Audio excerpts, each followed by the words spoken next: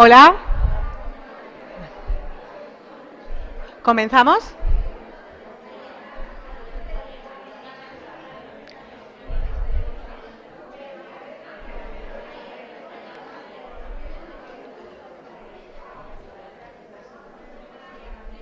Vale. ¿Está todo el mundo acomodado? ¿Sí?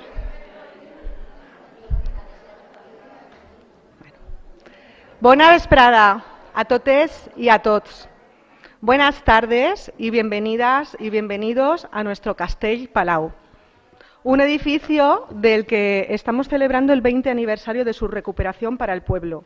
Un edificio en el centro del pueblo, durante siglos inaccesible para los vecinos y vecinas. Pasábamos muchas veces por aquí y nos preguntábamos qué habría, qué pasaría tras estos muros. Hace 20 años que ya no nos hacemos esta pregunta.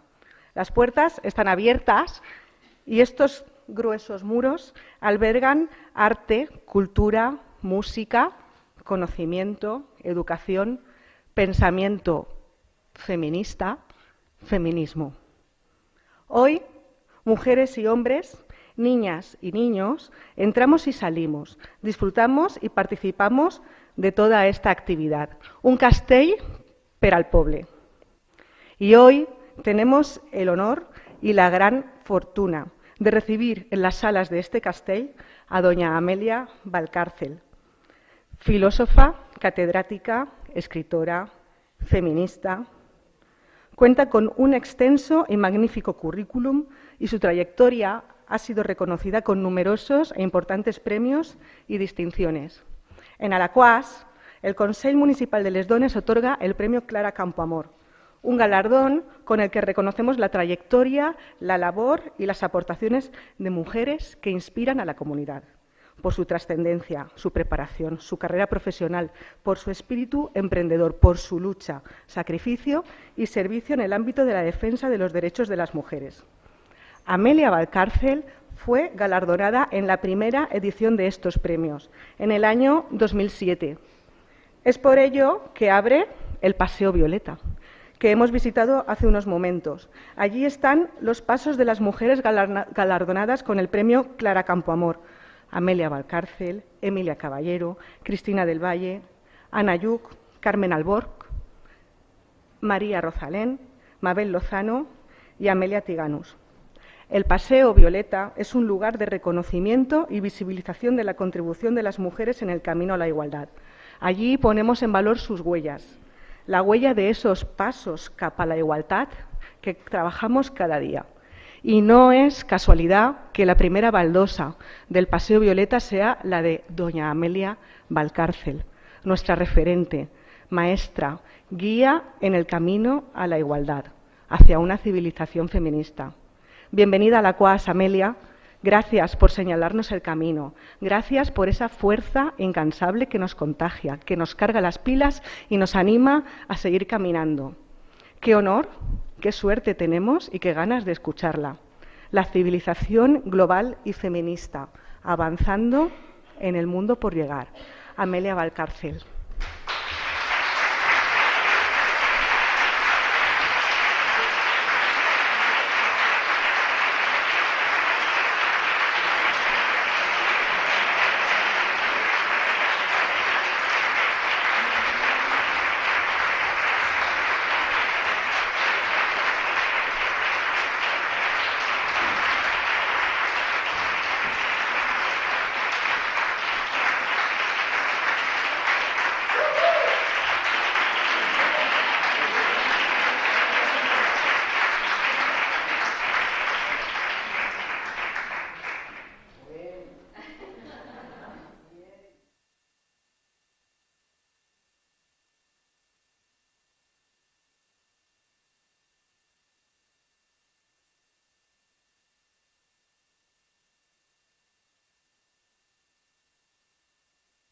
Ahora está bien, ahora está estupendo.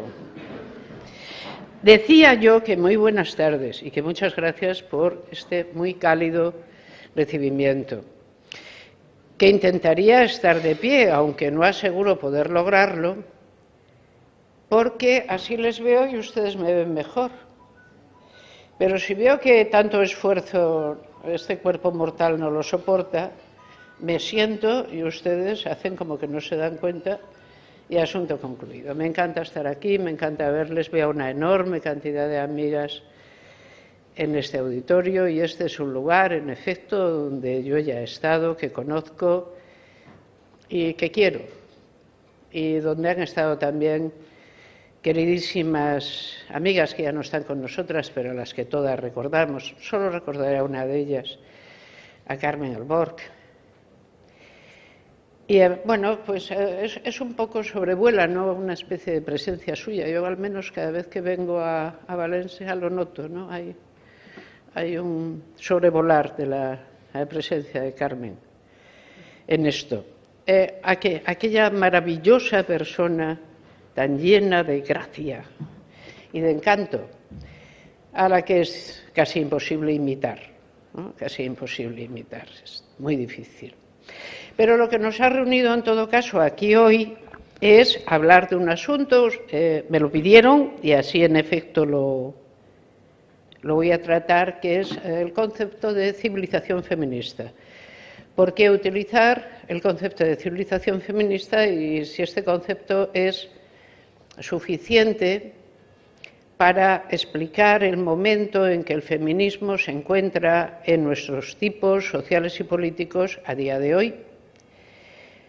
Dos, ¿qué turbulencias particulares está padeciendo este tipo político y social y sociomoral en el que nos movemos a día de hoy? Tres, ¿qué desafíos enfrentamos y con qué contamos para poder enfrentarlos? Y eso es lo que voy a desarrollar exclusivamente. El asunto es, el concepto de civilización que utilizo es el concepto de Toynbee. Como saben, Toynbee es una de las figuras más importantes del panorama intelectual del siglo XX. Toynbee era aproximadamente historiador. Quiero decir que en su faceta de historiador no se agota de modo alguno todo lo que Toynbee fue capaz de trabajar. Yo a veces cuando veo todo lo que fue capaz de dirigir y escribir me pregunto de dónde sacaba el tiempo.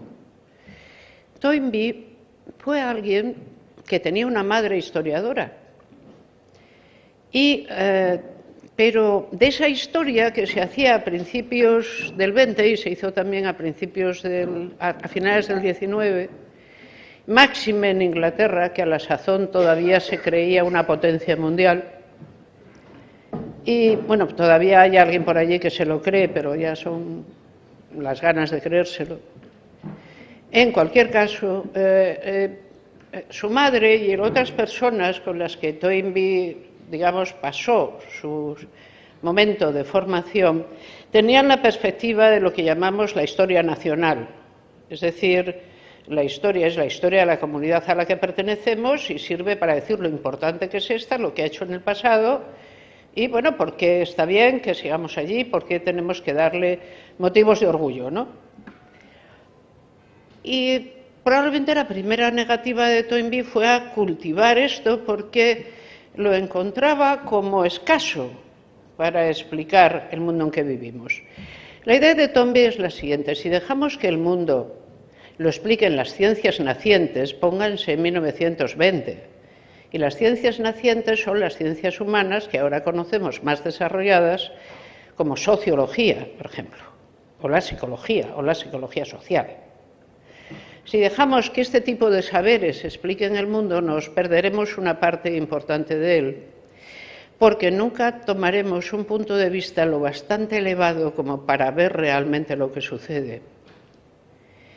En opinión de Toynbee, teníamos que tomar la enseñanza que recibíamos de la teoría de la evolución. Es difícil hablar de esto en estos términos, pero es más que probablemente el modelo que él tiene.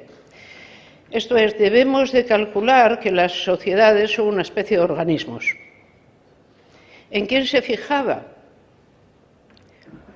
Pues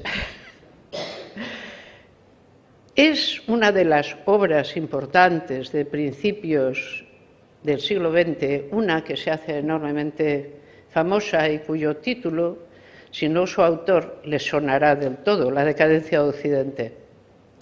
La primera vez que aparece articulada la idea de que Occidente, después de todo, está en decadencia y que otras sociedades lo adelantarán, es realmente en Spencer, es la decadencia de Occidente. La idea es la siguiente: las sociedades son organismos y de la misma manera, alguien lo decía, yo creo que era uno de los concejales, lo recordaba antes en el parque, estábamos hablando de árboles y dijo algo así como, bueno, es un ser vivo, todos los seres vivos nacen, crecen, se desarrollan, y no quiso pasar adelante. Pero ya sabemos lo que sigue, ¿no? Se desarrollan y... ¿Por qué no pensar que las sociedades son un tipo de individuos como estos? Es decir, nacen, crecen, se desarrollan, llegan a una fase especialmente pregnante de su acción y seguidamente desaparecen porque son atacadas, son rodeadas por otro tipo de individuos exactamente iguales que ellas, también sociedades que, dotadas de más fuerza vital, de más fuerza demográfica, de más fuerza, en conclusión, acabarán por vencer. La idea de Toynbee es exactamente la contraria. Esto es, las civilizaciones sí que es cierto que nacen, crecen, alcanzan un cenit y luego colapsan, no mueren, colapsan, y que colapsan desde dentro. Esto es, que no se da el caso, ni jamás se ha dado, de que una civilización colapse sencillamente porque es atacada por otra. Para empezar, porque las civilizaciones humanas son muy pocas, uno. Dos, porque no han tenido tiempo de encontrarse. Digamos, las dificultades geográficas que tiene el planeta son tales que normalmente una civilización no ha tenido que enfrentarse a otra. Hay entre ellas enormes cantidad de obstáculos insuperables, cadenas montañosas, ríos inmensos, océanos, desiertos. Y normalmente una civilización ha llegado a un momento máximo y podemos ver si ha colapsado por qué es. ¿Qué es una civilización? Es lo primero. Una civilización es la manera en que los seres humanos, siguiendo una trama de valor, son capaces de dar forma a un territorio. Y no ha habido tantas. Históricamente, lo que Toynbee dirá es que ha habido 27 quizá, no más, y que concurran en ese momento sobre el planeta muchas menos, solo que ha cambiado una condición. Justamente ahora el planeta se ha hecho pequeño y los procesos civilizatorios están coincidiendo en el tiempo mucho más de lo que coincidieron en el pasado. La pregunta que se hace Toynbee es ¿cuál es la capacidad de una civilización de sobrevivirse? Bueno, pues depende realmente. ¿Por qué no hablamos del más importante de los discípulos de Toynbee, un discípulo después de un tiempo? Huntington, quizás esto le suene más. El choque de civilizaciones. Si les pongo a Huntington al lado de Toynbee, yo me parece que van a tomar más interés en Toynbee que si no se opongo. Así que para entender a Toynbee, vamos a exponer a Huntington. Lo que Huntington dice es que en este momento y sobre el planeta Tierra coinciden unos 7 tipos civilizatorios. Y que, bueno, su coincidencia no es pacífica. Que con todo se pueden organizar, digamos, lugares más violentos que otros. Normalmente las civilizaciones son más violentas ahí en la frontera donde concurran dos. ¿Qué es lo que está estudiando Huntington para sacar todas las conclusiones que saca en el choque de civilizaciones? Lo que está estudiando es la guerra de la ex Yugoslavia. Recuerden que a la guerra de Yugoslavia a mí me tocó asistir a ella. Ahora estamos asistiendo a la de Ucrania y hacemos como que no está ahí. Pues a la de Yugoslavia asistimos de un modo parecido, hacíamos como que no estaba ahí, y estaba, y además todo el mundo hablaba del conflicto étnico de Yugoslavia, y tú los mirabas a todos los yugoslavos y no eran de particular color, ni tenían particulares rasgos, eran todos muy pareciditos. Y decías, ¿cómo que esto es un conflicto étnico? No, nadie decía el conflicto religioso, que era lo que era, ni civilizatorio, en último término, que era lo que era este conflicto. Nadie, hasta que Huntington lo dijo. He sacado todas mis conclusiones de justamente el conflicto en la ex Yugoslavia. Cuando yo acabé de leer a Huntington, tuve la cierta impresión de que había leído a uno de los mejores filósofos políticos de la segunda mitad del siglo XX. Era casi inapelable todo lo que decía. Lo único que me extrañó es, ¿cuál es el credo último? Lo llamo credo por hacer una broma, no es un credo, la conclusión última de Huntington. Bueno, nuestro proceso civilizatorio, lo que llamamos Occidente, está a punto de colapsar y será vencido precisamente por otros tipos civilizatorios que están presentes. ¿Qué es lo que prueba que vamos a ser vencidos? Nuestra tasa de natalidad. No hay manera de mantener un tipo civilizatorio fuerte cuando la tasa natal se hunde. Todos los demás no comparten este tipo de rasgo. Luego, solo hay que saber dos cosas para saber cómo va a ir el mundo: historia y demografía. La historia nos dice que llevamos ya un largo rato de dominio y que ese dominio está siendo puesto en entredicho por todos los demás. En una palabra, que no les gustamos. La idea de Toynbee era, nos creemos que hemos dado forma a la civilización planetaria, y no es verdad. Solo hemos exportado nuestras prácticas comerciales, pero no hemos exportado ni una sola práctica distinta a las prácticas comerciales. De hecho, las prácticas políticas siguen siendo solo nuestras. ¿Por dónde había empezado Huntington? Por justo lo contrario. El primer trabajo de Huntington es estudiar cómo la democracia se está imponiendo como el sistema prioritario político en todo el orbe de la Tierra. Cómo cada año florecen nuevas democracias en países que no lo eran. Y tiene un libro magnífico sobre esto, La tercera ola, ¿no? Digamos, la tercera ola de democracia, allí bien analizada. Hasta que llega la triste constatación de que, por el contrario, recuerden, esta obra está muy de acuerdo y al lado de la de Francis Fukuyama, El fin de la historia. En la obra de Francis Fukuyama lo que se nos dice es que hasta ahora hemos entendido por historia, y le llamamos historia, y fíjense que esto nos va a devolver a Toynbee, a narrar cómo diversas naciones se han estropeado entre sí la cabeza, los pies, las extremidades y también el abdomen, matándose unas a otras por gusto, durante larguísimos periodos, sin que nadie gane nada en esto. Bien, pues según Francis Fukuyama eso se ha acabado. Es decir, a partir de ahora, precisamente por el triunfo de la democracia en todo el planeta Tierra, ninguna sociedad estatal querrá agredir a otra. Luego, lo que entendíamos por historia, ese sistemático relato de la agresión habrá terminado. Quiero decir con ello que se estropean mucho las cosas cuando no se cuentan bien, y una de las maneras de no contarlas bien es decir, Francis Fukuyama era tan inocente que creyó que se había acabado la historia. No. Francis Fukuyama creyó y dijo que, habida cuenta de la extensión de la democracia a todo el planeta Tierra, la guerra como última ratio por la cual hay que juzgar con qué se sigue adelante ha periclitado.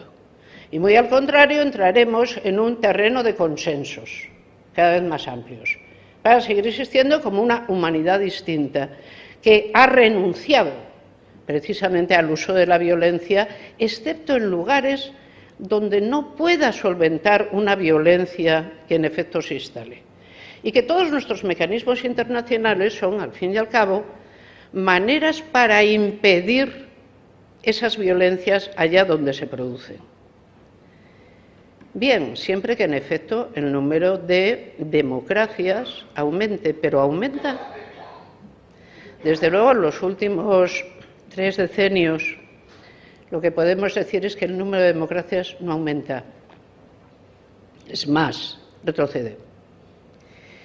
Y si retrocede, entonces estamos ante lo que Huntington dice, bueno, pues lo siento por Francis Fukuyama, que es con quien polemiza, pero verdaderamente hay un choque de civilizaciones y la nuestra está dando signos de agotamiento. Es decir, creíamos haber exportado la misma tesis de Toynbee al resto del planeta, una serie de usos, pero no lo hemos hecho.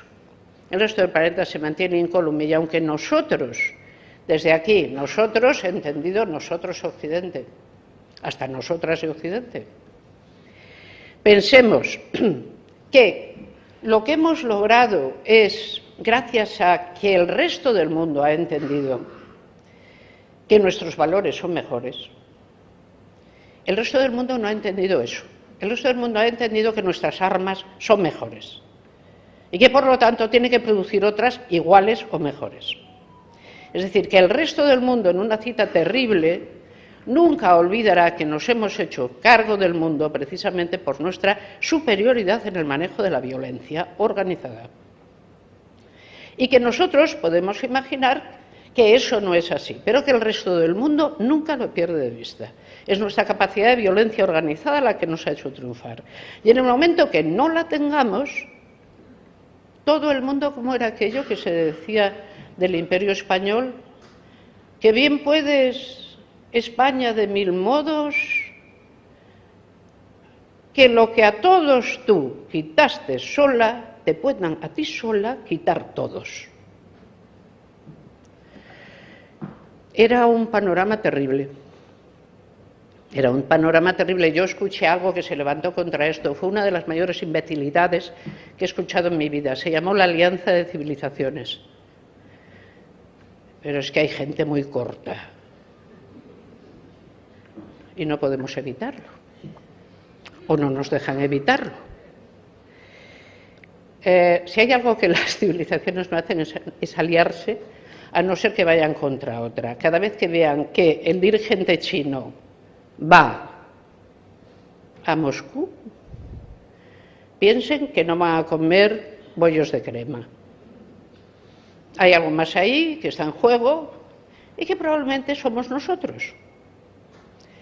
Pero bien, ¿qué le falta al análisis de Huntington? Porque yo creo que después de todo se puede seguir siendo relativamente optimista. Le faltamos nosotras. Esto es, la libertad de las mujeres no está prevista en la explicación política y social de Huntington. Y no la prevé porque probablemente no le da la menor importancia. Y ahora es cuando yo necesito sentarme porque esto ya exige.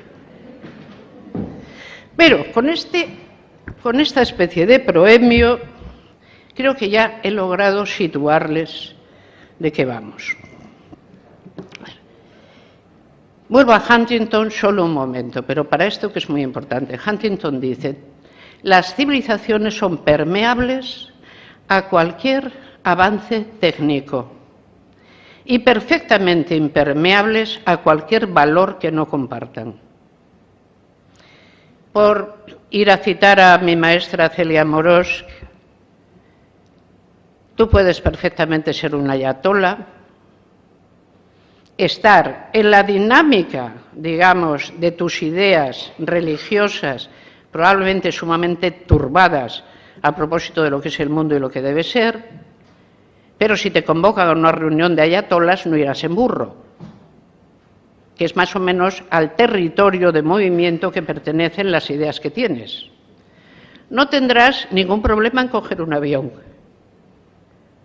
Es decir, cambiarás el medio de transporte, que duda cabe, admitirás una innovación técnica que no has producido, pero no te importará. Pero no admitirás ni una sola innovación moral.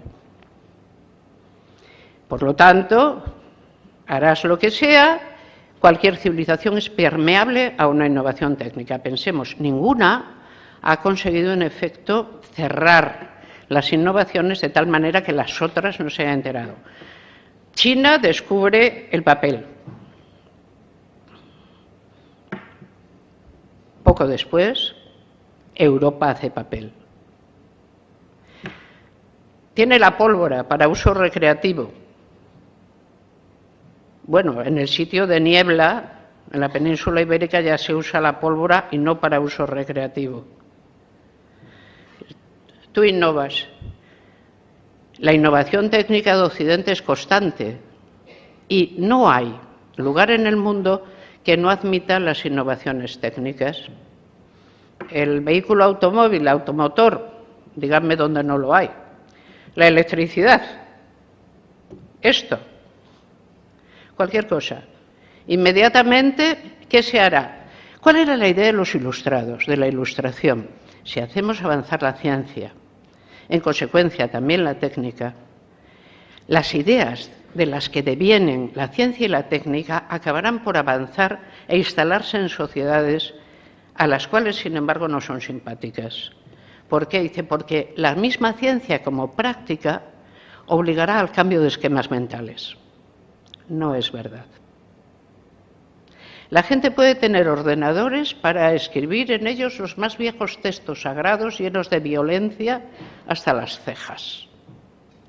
No es verdad que el ordenador nos obligue a escribir en él solamente la crítica de la razón pura. Le da igual. De la misma manera que el avión no nos obliga a ser respetuosos ni implica nuestra idea de tolerancia religiosa, pongamos por caso. Pero es que nadie quiere innovaciones morales. ¿Cuál es la innovación moral más grande de nuestras sociedades? Nosotras. Nosotras somos la innovación moral por excelencia. Pero nosotras, cuando lo digo materialmente, es decir, que no me refiero a que nosotras estemos especialmente poseídas de unas ideas que son mejores que otras y que por lo tanto, no, es que nuestra mera existencia como sujetos libres y las convulsiones que eso origina en nuestras sociedades, esta mera existencia es una existencia de valor, cambia las condiciones de valor. Y en ese sentido yo creo que Huntington, me gustaría mucho conocer, un gran socialdemócrata como él era, ¿por qué le restó tal importancia a la pervivencia de usos libres en las mujeres en las sociedades que él llamaba occidentales y que ahora acostumbramos a llamar sociedades abiertas, sociedades wired, occidentales, ricas, educadas, industrializadas, democráticas? En estas sociedades, las sociedades raras, como WIRE quiere decir, pero lo usan como acrónimo, ¿no? West Educated, ayúdenme. Para esto me vendría bien el chisme, pero ya he renunciado a él. De todas maneras, agradezco muchísimo tenerlo a mano, ¿vale? Porque siempre me da tranquilidad. En todo caso, ¿pero qué tenemos de particular? Las sociedades llamadas WIRE no se dice, pero realmente lo más importante y raro de ellas es que son sociedades feministas. Es decir, son sociedades que han admitido, aunque sea solo en la intención, que varones y mujeres valen aproximadamente lo mismo. Es decir, que un sexo no tiene manera de argumentar su prevalencia. En consecuencia, y dada la relativa libertad individual de las mujeres, estas sociedades enfrentan desafíos muy grandes de orden político, porque tienen que asegurar, mediante el Estado, una enorme cantidad de conductas que antes se aseguraban mediante la sujeción femenina. ¿Por qué necesitamos sistemas de previsión? Alguien puede decir, porque ya la clase obrera insistió muchísimo durante todo el siglo XIX, la gran memoria del movimiento obrero, etcétera, en qué vida era aquella en que alguien, cuando acababa su capacidad de trabajo, desaparecía, que no había previsión alguna, recuerden. Vale, es cierto. Es totalmente cierto, pero de los sistemas de ahorro para cuando acabe nuestra edad de trabajo, ¿se sigue que tenga que haber educación universal generalizada? ¿Que la hay? ¿Y por qué la hay? Porque también el movimiento obrero quiso en su día, sí, probablemente también. Y lo de la tercera edad y los mecanismos por los cuales el Estado nos tiene que pagar y con ese dinero nosotras y nosotros tenemos que poder ser capaces de pagar a otros que nos cuiden y la exigencia al Estado de que ese cuidado esté asegurado por el Estado mediante ese salario, por una parte, y mediante las instituciones oportunas que lo hagan verosímil, ¿por qué? Tanto la educación universal como la previsión, cuanto el cuidado, todo lo demás, son cosas que deben existir porque las mujeres son individuos libres. Esto es, porque ya no están sujetas a su Sittlichkeit, a su eticidad de siempre. ¿Para qué han servido las mujeres hasta el día de hoy y para qué sirven todavía en muchas sociedades? ¿Para tener hijos? Una sociedad que no tiene hijos no pervive. Eso es evidente. Para tener hijos y para lavar la ropa. Es muy importante lo de lavar la ropa. Cualquiera que no tenga las lavanderas en lo que valen se equivoca mucho con su interpretación de la historia y de la sociedad. Sobre las mujeres ha recaído no todo eso que se llama últimamente cuando se ponen líricos, el cuidado. Dice, sí, pero el cuidado, el cuidado no es pasarle la mano por la cabecita a los niños. ¿No? Es lavar con agua fría en un arroyo, muchas mujeres dedicadas a eso, y dejarse la piel allí. El cuidado es mantener los signos de pureza sociales.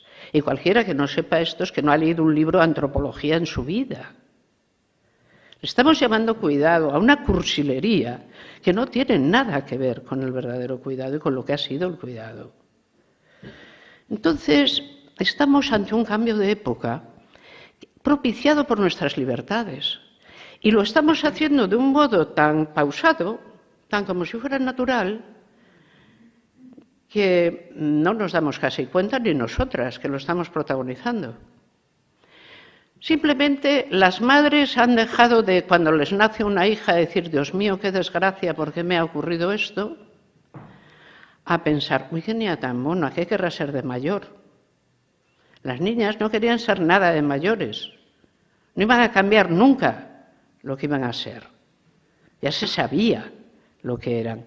Hemos abierto una espita social que ni siquiera nosotras sabemos a dónde alcanza. Pero eso está produciendo turbulencias. Y ahora voy a llegar a la fase turbulencias.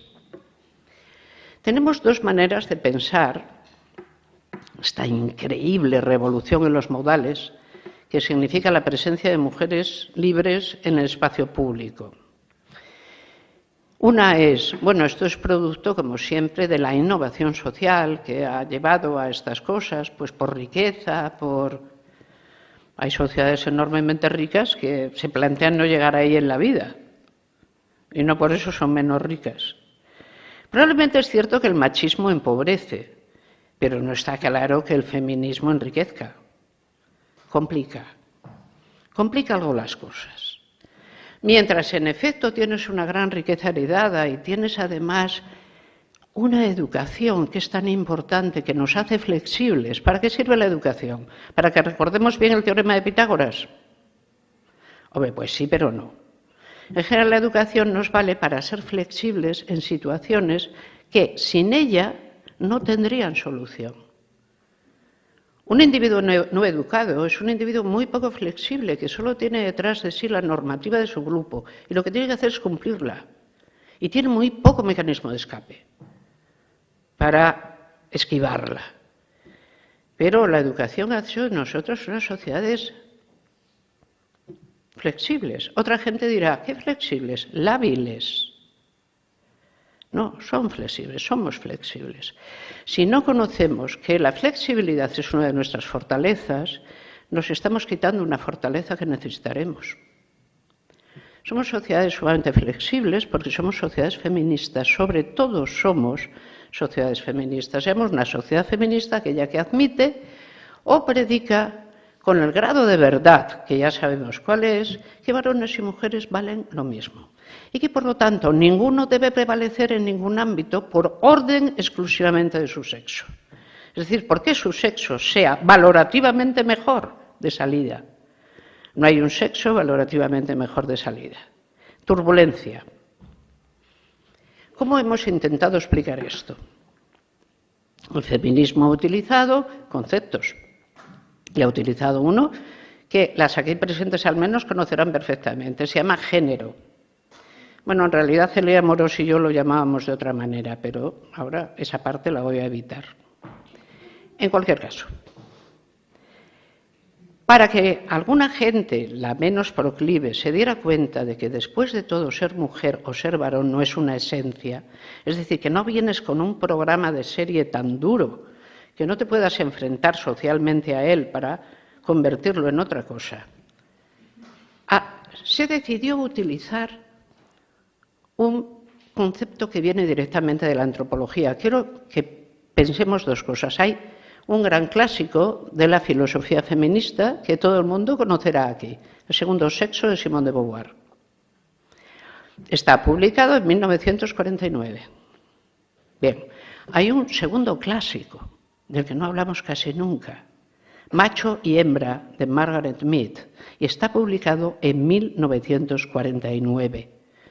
Y esos dos libros hay que leerlos a la vez si queremos entender lo que pasa.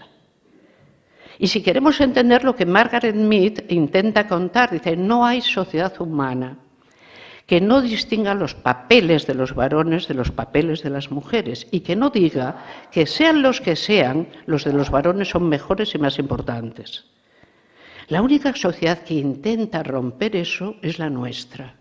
¿Lo va a lograr? Margaret Mead no se manifiesta. Dice, bueno, es un asunto sumamente complejo. Después de estos dos grandes clásicos del pensamiento feminista, uno en la antropología y otro en fenomenología, en filosofía, tenemos una obra asombrosa, la de Wilson. La creación de una nueva ciencia, la sociobiología. En los años 70 la sociobiología, digamos, se consolida y empieza a dar explicaciones del mundo. Y lo primero que nos dirá, yo recuerdo esto perfectamente porque 70 años, en los años 70 yo tenía 20 y aquello me pareció un peligro de lo peor. O sea, cuando Wilson, que era entomólogo, empezó a decir que lo que podíamos esperar realmente del feminismo, ya saben, o sea, ¿qué pasa aquí? ¿Qué turbulencia es esta? ¿Quién quiere echarle nuevo predicamento como ciencia al disfraz, digamos, de la superioridad masculina de toda la vida? Leímos entonces la sociobiología como un ataque directo, no solo al feminismo, al pensamiento mismo de la democracia. E hicimos bien, porque ya saben que es muy distinto en la cabeza de alguien que es el mejor, cómo se presenta algo, que cómo lo cuenta el último de la fila. Entonces, cómo lo cuenta Wilson es una cosa, y como lo contaba Michael Ruse es otra cosa. Es decir, cuando la sociobiología, por ejemplo, era invocada para darle nuevas alas al racismo, pongamos por caso. Pero ahora lo vamos a tener que pensar porque tenemos una turbulencia nueva, la turbulencia de la sociobiología.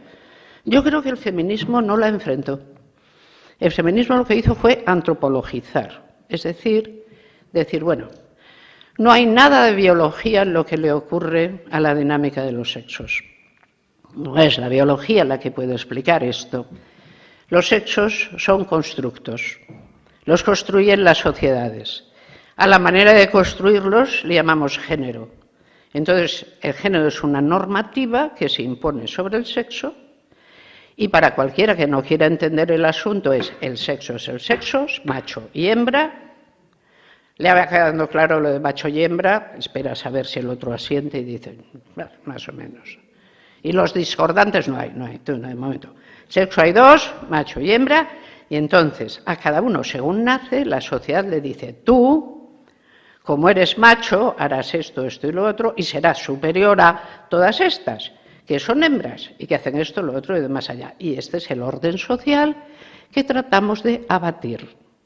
¿Cómo se hace para abatirlo? Primero, lo develas, es decir, pones a la luz lo que llamas las contradicciones, y después dices, una vez que lo he develado muy bien, voy a empezar a cambiarlo por aquí. Dice, ¿cómo que las mujeres no pueden ser pilotos de aviación? Pues pueden ser pilotas de aviación hasta que se cansen. ¿Cómo que las mujeres no pueden ser cirujanas porque se les va a ir la cuchilla? Tontería es esta, pueden serlo como cualquiera. Es decir, ¿qué vas? Rompiendo estereotipos, uno detrás de otro. Pero siempre dejas lugares sin iluminar. No hay ningún discurso que ilumine por completo todo. Y casi habría que decir gracias a Dios, o a quien haga sus veces. Cuando algo explica demasiado es que no explica nada. Hay que tener eso siempre en cuenta. En todo caso, el feminismo, digamos, fue haciendo sus análisis y usó esto que en realidad es una distinción analítica, porque en los hechos nadie puede distinguir sexo de género. Me explico. Dice, oiga, usted, ¿de qué sexo es? Pues del femenino. Y del género, dice, ay, no sé, déjeme que lo piense. No, alguien es un individuo y lo lleva todo a la vez. Ahora, ¿qué ganabas? Romper la estereotipia. Es decir, romper la concepción esencialista según la cual eso que llamamos género, que es una normativa, se trae de serie, es que ya naces con ello. Si les digo una buena barbaridad, quizás se entienda mejor, pero la verdad es que mi maestra Morós las barbaridades las decía con más gracia que yo. Pero a cualquiera que haya estado en una sala de parto se ha dado cuenta de que cuando nacen las niñas no van limpiándolo todo según nacen. ¿De acuerdo? No, o sea, nacen como todos los demás y luego ya se les dice lo que tienen que hacer. Aquí estábamos. ¿Y dónde estamos ahora? Que es la nueva turbulencia que empieza en los años 90. A ver, o sea que el género es un constructo, sí, que se nos da construido y se nos dice que lo habitemos y lo encarnamos, vale. El sexo también. Claro, como en la práctica son indistinguibles, ¿cómo que el sexo no lo aprendemos? De la idea de el género es una construcción, se pasa a la brillante idea de el sexo es una construcción. O sea, durante 600 millones de años más o menos, nuestra especie y su protoespecie se han ido reproduciendo porque existen machos y hembras, pero eso ha dejado de ser importante a día de hoy. Y eso ha dejado de ser importante a la vez que nuestra sociedad se reproduce cada vez menos. ¿Les va sonando la música? Porque es que estamos ante una música que va introduciendo voces una detrás de otra. Y a lo mejor resulta que luego cuando la escuchemos todavía no alcanzamos cuál es la melodía. ¿Cuál es la turbulencia actual? Si decimos el sexo no importa, la respuesta puede ser el sexo no existe. Pero realmente está el feminismo diciendo que el sexo no existe. Si el sexo no existe, ¿para qué necesitas el feminismo? Para nada, ¿no? Que ya está todo solucionado. Miren, la cosa más fácil del mundo. Yo en los 70 escuché a una persona del movimiento feminista muy apreciada por mí decir, bueno, lo dijo la propia Kate Millett también, la manera de hacer que las mujeres y los varones lleguen a una perfecta igualdad y no haya dominio de los unos sobre las otras es que las mujeres dejen de parir y que encarguemos a úteros artificiales toda la reproducción humana. Traducción, la manera en que las mujeres dejen de ser, en efecto, inferiorizadas por los varones es que dejen de ser mujeres. Oye, pues para ese viaje. Claro que de todas maneras Kate Millett era bastante genia y lo dijo así. No le digo a ustedes si en vez de Kate Millett eres una chica de Burgos que decide que lo mejor que puedes hacer en esta vida es echarte pomada de testosterona debajo de los aleroncillos. Porque de esta manera dejarás de ser una hembra y te saldrá bigotillo y con ese bigotillo ya habrás alcanzado tú el sumum de la libertad femenina.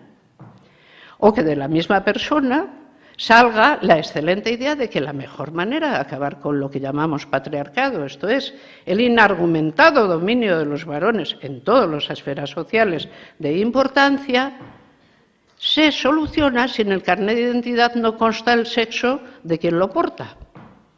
Hombre, la cosa tendría cierta gracia. Yo, si eso es así, me apunto mañana. Es que no sabemos reconocer el sexo. Somos una especie natural. Saber de qué sexo es a quién tienes enfrente es vital para la supervivencia y lo ha sido siempre.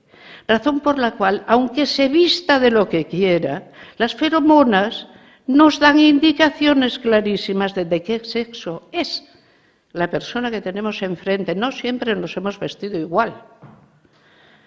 A mí la historia de la moda es una de las disciplinas que yo creo que habrá que cultivar para que la gente no se pierda con tanta facilidad. No, pero siempre primero, las sociedades separan los sexos, más o menos, según su grado de jerarquía admitida, la buena jerarquía, el buen orden social. Si vemos una sociedad donde mujeres y varones parecen de dos especies, como si fueran pájaros, recuérdenlo, a veces los pájaros macho y hembra parecen de dos especies. La dimorfia es enorme en algunos de ellos. En los seres humanos la dimorfia es muy pequeña. Algunas sociedades la exageran, otras sociedades la restringen. Y aquellas sociedades que prevén el encierro femenino, es decir, que prevén que las mujeres, solo algunas, las importantes, no puedan salir de su casa, para nada, o tengan que salir veladas, esas sociedades justamente, digamos, no tienen particular disidencia ornamental entre los sexos, puesto que estos, sobre todo, se hacen aparentes en lo que consideremos el espacio de lo privado. Uno de ellos está ausente del espacio de lo público. Ver cómo cada sociedad realmente cuenta quién es qué es muy importante para saber qué está contando. Y todavía no hemos realizado ese análisis cuando ya se nos vienen cantando una canción totalmente diferente. Hay algo en esto, voy a la tercera parte, que yo creo que hemos de admitir. Nuestra sociedad es una que no tiene normas vestimentarias. Las tuvo en el pasado, y fortísimas. De la misma manera que tuvo normas no solo vestimentarias, sino de lujo. ¿Qué podía cada uno, según su clase social, llevar encima? ¿Qué estaba prohibido si no se tenía la clase social requerida? Esas durísimas normas suelen acabar en el siglo XVIII, casi todas. ¿Por qué? Porque el siglo XIX inaugura justamente el pensamiento liberal, donde esas cosas no caben. A mí me fastidia mucho, tengo que decirlo en directo, que echemos la culpa de la mitad de lo que nos pasa a una cosa que llamamos neoliberalismo. No sé lo que es. Y tengo por el pensamiento liberal el mayor de los respetos. El día que yo le pierda el respeto a Mariana Pineda, que murió por liberal, o a John Stuart Mill, o a Harriet Taylor, o a tantos otros excelentes liberales, me perderé el respeto a mí misma. Porque la noción de libertades individuales viene de ese pensamiento. Y es uno de los grandes y serios de nuestra tradición, en la cual otros tipos civilizatorios detestan entrar, justamente por eso. Por la concesión a cada ser humano de derechos individuales. Pero sé que enfrentamos un panorama que es malo planetariamente hablando. En efecto, ¿por qué nuestra natalidad es tan baja? ¿Por qué lo es? Pero y sobre todo, ¿cómo es eso de Huntington que decía que las demás sociedades no aprenden nada de nosotros? ¿Por qué está bajando la natalidad en todos los tipos civilizatorios que han llegado a admitir, les guste o no, que las mujeres lleguen a la enseñanza secundaria? Solo hay una manera de evitar realmente el colapso. Es que las libertades de las mujeres se generalicen y tenemos la semilla plantada fuera de nuestros tipos sociales. Lo que hay que hacer es una excelente política internacional, no una política multicultural ni multiculturalista. Tenemos que agarrarnos a las ideas del racionalismo, son las nuestras. Miren, yo una vez fui a una mani feminista bueno, he ido más veces, pero una vez fui y me pasó lo siguiente. Es que estoy traumatizada. Había allí una chica que con la mejor sana intención, porque estoy convencida de que la tenía, dijo: somos las nietas de las brujas que no pudisteis quemar. A ver un momento. Somos las nietas de Voltaire, Condorcet, Mary Wollstonecraft, Pauline de Gus, Poulain de Lamarck, Descartes. Pero mire usted, casi todas las brujas que quisieron quemar, las quemaron. No sabemos si tienen nietas o no.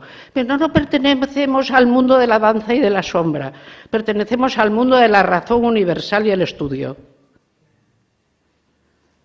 O sea, vale para la estética que te diviertas diciendo esas cosas, pero no vale para afirmar las categorías políticas, porque las pierdes. En este momento necesitamos una decidida política feminista, una muy decidida política feminista. ¿La tenemos? No. Tenemos, por el contrario, una turbulencia terrible, un entrismo terrible, donde la doctrina queer pretende suplantar al feminismo en todo el Occidente. Es decir, a mí no me preocuparía si esto solo nos pasara aquí. Diría, bueno, es un caso local. Pero es que desde Tierra de Fuego hasta Alaska y desde Noruega hasta España sea lo mismo lo que se oye decir y sea la misma suplantación la que se intenta, me preocupa.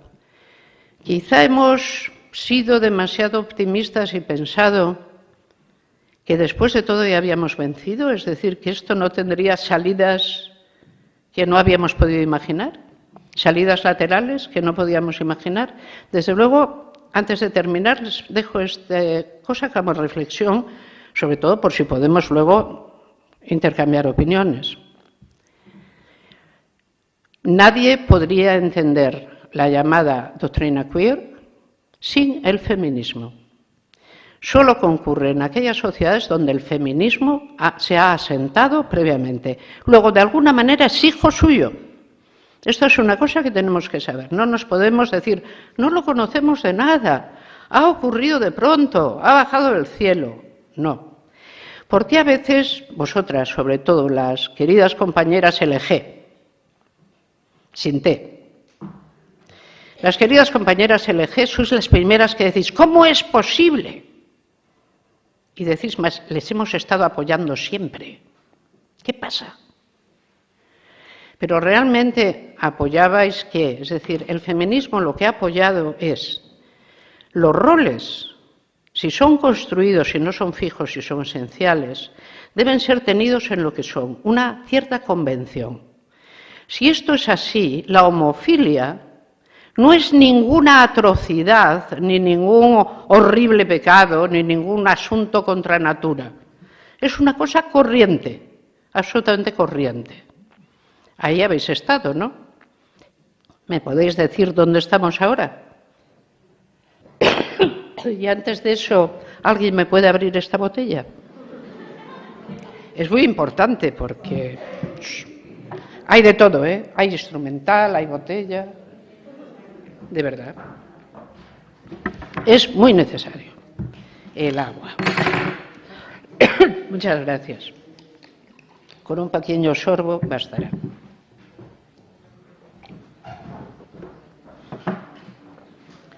Estamos en un momento especial.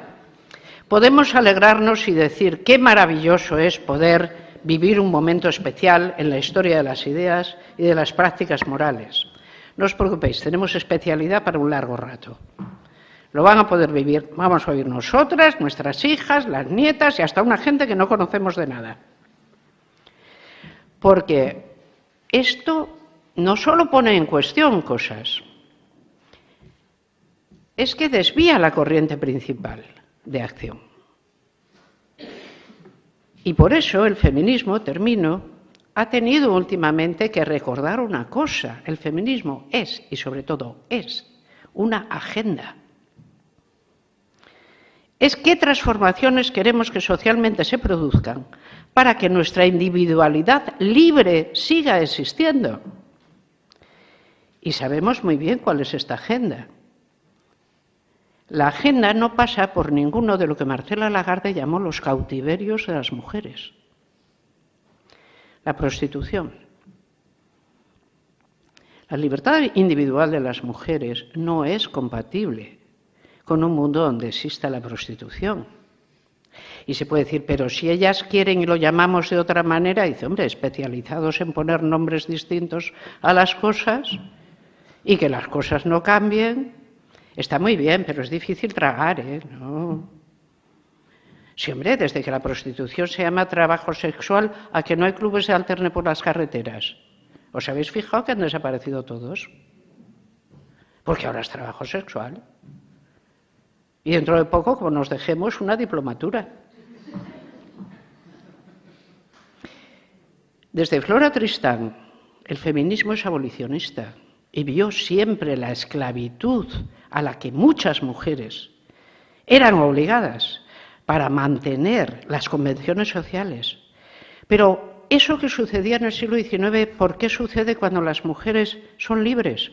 Y en efecto, su manera de vivir la sexualidad es relativamente libre. ¿No será que se está jugando a otra cosa ahí? La pornografía. Todas estas violaciones de chavaletes, chavales, pobres chavales, que la prensa nos traslada, ¿tienen algo que ver con que la pornografía sea el modo de educación sexual que están utilizando los varones? Y la pornografía violenta, que es como es. Porque ahora, antes la gente decía aquello del erotismo y la pornografía, ahora ya no hay manera. Nadie sabe lo que era el erotismo ya. No hay. La pornografía no, la prostitución no. ¿Y los vientres de alquiler? Y los vientres de alquiler, es decir, la idea de que se pueden comprar y vender criaturas sin problema, porque una mujer es un mero contenedor que pagándole por ello te suelta a su hija o a su hijo porque no ha sido más que un mero contenedor.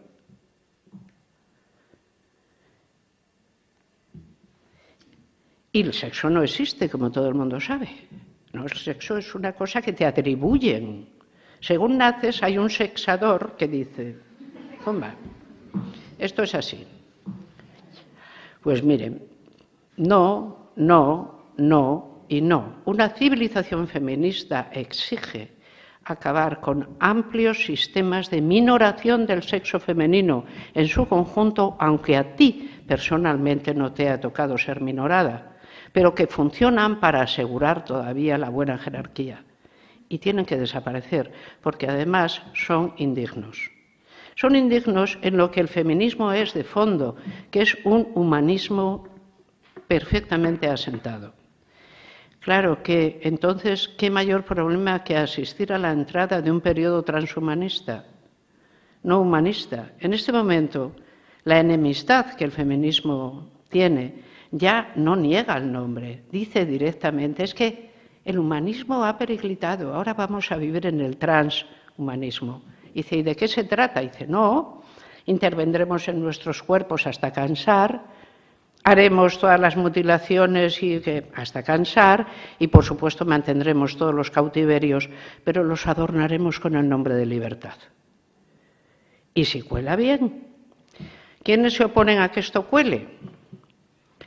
Pues aquí, queridas amigas, unas cuantas, ¿no? Bueno, pues sabed una cosa, no nos van a tratar bien. Y si te tratan mal, es que está sobrando bien. Y eso es todo lo que hay que saber.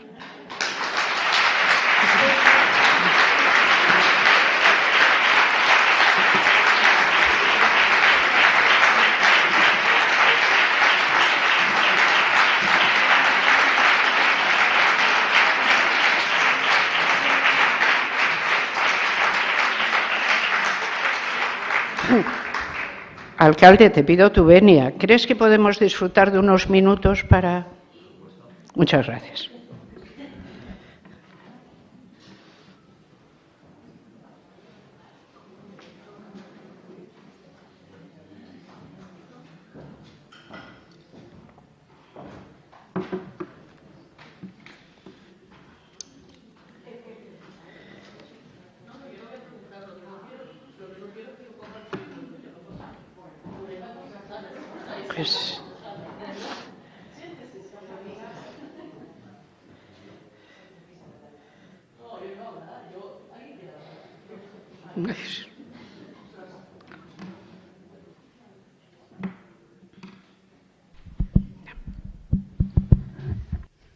Bueno, primero enhorabuena, como siempre. ¿No se oye? Sí. ¿Así? Vale.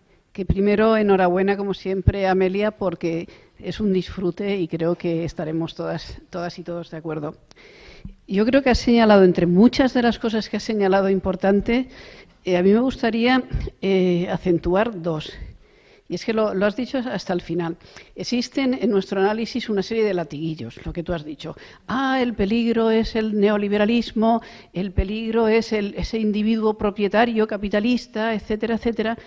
Y también incluso la moda de decir, bueno, el peligro es... Ahí no estaríais todas de acuerdo.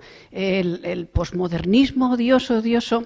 Bueno, una cosa, empezando por lo que no estaríamos de acuerdo, una cosa es el posmodernismo como moda y otra cosa sería algún análisis de algunos filósofos que nunca les gustaron ser posmodernos, pero que pasa que entran dentro del conjunto. Por ejemplo, pero esto no es lo que quería decir, pero por poner. Nos extrañaría mucho pensar que tres grandes filósofos posmodernos como son Foucault, Derrida y Lyotard, en un momento dado, frente a el desarrollo que tenía lo posmoderno, como apocalíptico, como exceso de constructivismo, como mezcla de todo, hicieron una gran defensa cada uno de la Ilustración. Luego, entonces, quiero decir, tendríamos que leer un poco más para saber cuál es la parte negativa y cuál es la parte positiva. Pero, en fin, esto no sería lo peor. A mí me parece que nos estamos negando o podemos estar cayendo en otra trampa. De la misma manera que a partir de determinado desarrollo del feminismo, cuando profundizamos en el género, que íbamos bien, llegó un momento en que aquello se convirtió en teoría de los géneros y dejó de ser feminismo, y entonces teníamos una situación de entrismo. De la misma manera que determinado movimiento de liberación, etcétera, etcétera, llegó un momento en que se volvió contra nosotras, que determinada crítica, cuando se ejercía contra el patriarcado, podía ser positiva, y llega un momento que somos nosotras las reas, que somos condenadas. Hay, a mi modo de ver, y lo has señalado, es muy importante saber cuándo determinados conceptos se convierten en trampas.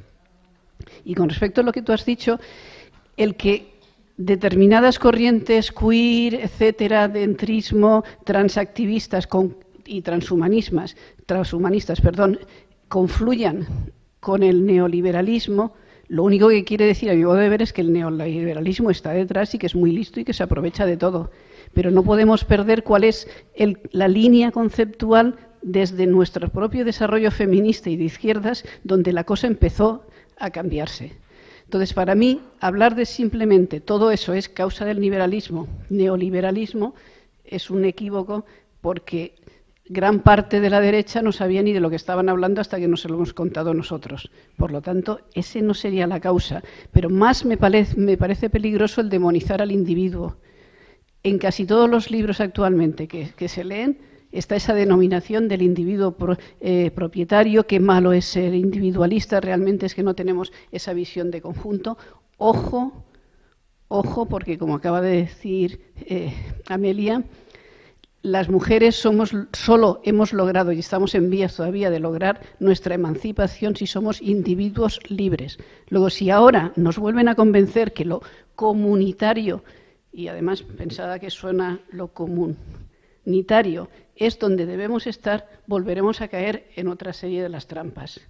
Yo simplemente quería decir, y esa advertencia que tú has hecho frente a lo liberal, a mí me cabrea también muchísimo que al decir neoliberal se olvide toda la raigambre liberal que debemos reivindicar. Que al hablar del individuo solo sea el individuo propietario, como si estamos pensando en el dueño de una gran holding. O sea, necesitamos ser individuas libres para seguir emancipándonos. Luego esa demonización nos va a hacer caer en otra trampa, como nos ha hecho caer la noción de género, o como incluso nos hizo caer la noción de sujeto. Nos pasamos décadas criticando la noción de sujeto. El sujeto no es el sujeto, es una construcción jurídica, pero si no habíamos llegado a ser sujetos. Entonces, una es la línea de pensamiento y otra es, a mi modo de ver, la línea de las trampas conceptuales, donde estamos siempre en un tris de caer en lo que ahora nos está pasando.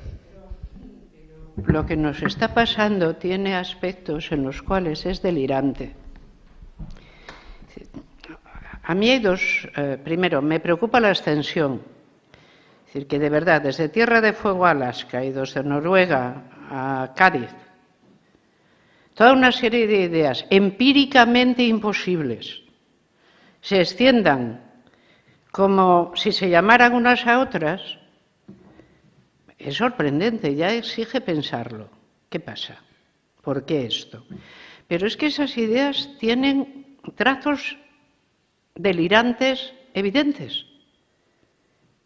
Por ejemplo, niegan lo que antes cité, niegan el conocimiento que los seres humanos tenemos de nosotros mismos como miembros de una especie natural.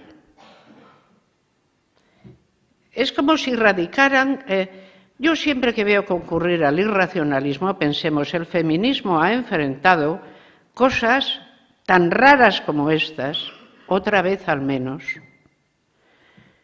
Pensemos como contra el feminismo sufragista, finales del XIX, una cierta ya entrada seria, intelectual, de las primeras mujeres que han adquirido dotes académicas en los debates. Y cómo aquello se empieza a ver como algo que después de todo quizá no se pueda frenar. Y aparece nada menos que todo el psicoanálisis, que es en origen un irracionalismo completo. Es más, es un irracionalismo provocado y en directo. Es decir, ¿cómo que es el racionalismo la base de lo que hacemos? ¿Quién lo dijo? No. Nosotros somos otra cosa que tiene sus raíces en un sitio muy diferente, allá donde está la negrura de la voluntad schopenhaueriana. Ahí es donde hay que buscar. Y eso no hay que lo ilumine. Y se acabó. Y siempre seremos eso. Y ahora os vamos a arreglar por partes. Exactamente a ti qué te pasa con el Edipo. ¿Y eso cuánto tiempo dura? Todavía en los 70 y 80 tuvimos que aprendernos y enfrentar la tríptica feminista a las ideas psicoanalíticas allí donde estaban mal fundadas. Pero, a ver, el psicoanálisis era tal, se presentaba tan vestido de teoría. Y en un momento donde la humanidad parecía querer darle la razón, 2 guerras mundiales, que nadie se podía explicar de verdad por qué pervivían. ¿Cómo era posible? ¿Cómo que era todo razón? Mira lo que pasa. Mira ahí está toda la razón, ¿no? Pero, digamos, estaba mucho mejor avalado. Lo que se nos presenta ahora es que no tiene avales y sin embargo se presenta igual, como si fuera una especie de borrachera común. Pero, a ver, un momento, ¿no erais vosotras las que decíais que el sexo no ha de tener importancia? Fíjate si no la tiene, que no existe. ¿Cómo que no existe? No. Desde aquí tengo que decir cuál es mi posición, porque es muy clara. A mí me da igual que Esteban se llame Estefanía, pero me da exactamente igual. Lo que me importan son las consecuencias de si Esteban pasa a ser Estefanía.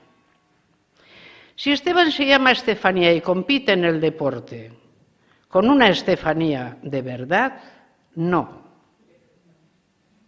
No.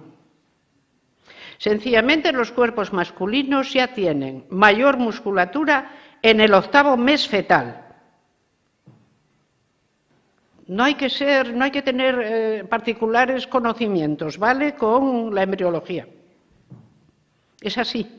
Incluso nuestra especie, que está un poco dimórfica. ¿Vale? Pero es así. Hay especies sumamente dimórficas. No así la nuestra. ¿Esto me da igual? No me puede dar igual. ¿Y en qué otros lugares tendré que poner líneas rojas? Pues evidentemente en la agenda. No existe el trabajo sexual, existe la prostitución y se alimenta de la trata. Porque no hay putas para tanto putero. Si no, estaríamos perfectamente y el equilibrio sería otro. No a la pornografía. máximamente y sobre todo con la violencia actual, porque esto solo significa una pésima educación para que los varones luego no puedan realmente tener relaciones normales con quien deben de tenerlas, que son justamente sus parejas femeninas. Esto a la vez, esa suma brutalidad en la pornografía contra las mujeres, mientras se cursilizan hasta extremos increíbles las relaciones homófilas entre varones, que solo les falta ya poner flores. Cuidado. Hay movimientos en las subcapas que hay que vigilar. Y el problema no es que esto sea malo solo para las mujeres, es que es malo para la democracia. Cuando nuestro estatuto como individuo se resiente, lo que se resiente es la democracia como una forma de vida presidida por valores.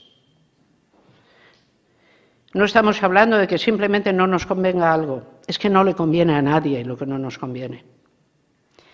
Entonces ahí creo que hay que ejercer una buena vigilancia.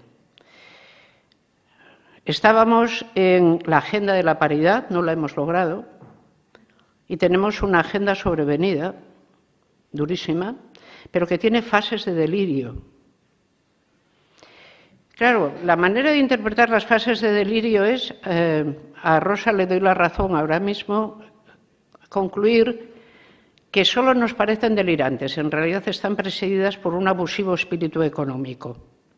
Las grandes farmacéuticas están detrás de todo y quieren seguir sacando una enorme cantidad de dinero. Yo no dudo que las grandes farmacéuticas quieran seguir sacando una enorme cantidad de dinero, pero lo pueden sacar de muchos sitios. De hecho, están forrándose con los antidepresivos y con otras cosas parecidas. No necesitan andar mutilando menores.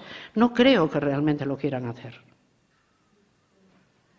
Pero estamos teniendo a toda una generación de niñas en peligro.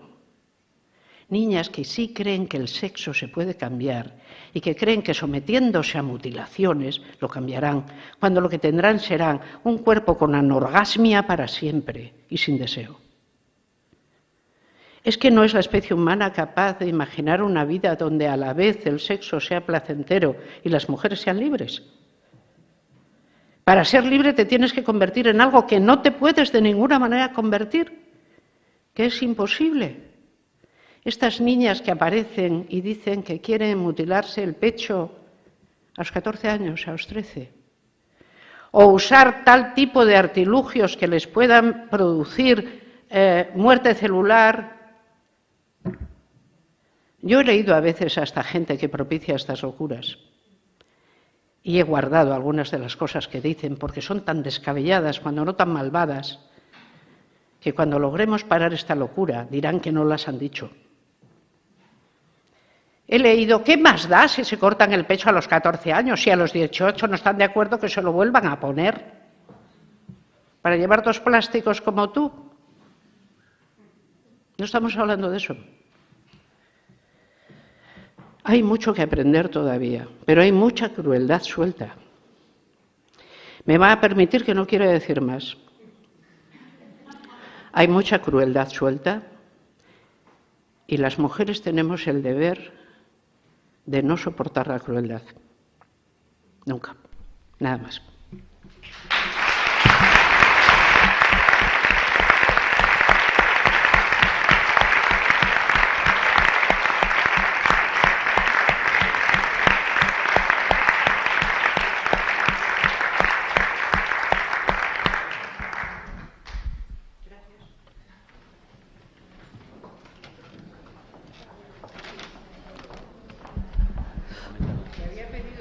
Bueno, sí. Muchas gracias, Amelia. No, es que le había pedido a Tony 10 minutos. Bueno. Hemos usado 15, está bien, ¿no? Sí. No se va a enfadar, Tony no se enfada. Pues tenemos una cosa para ti. ¿Ah, sí? Mira, como hemos estado en el paseo y hemos visto los pasos, y el premio Clara Campoamor de Amelia es del año 2007, donde no estaban todavía estos pasos, pues hemos querido hacer el recuerdo. Está muy bien, muchas gracias. Paso.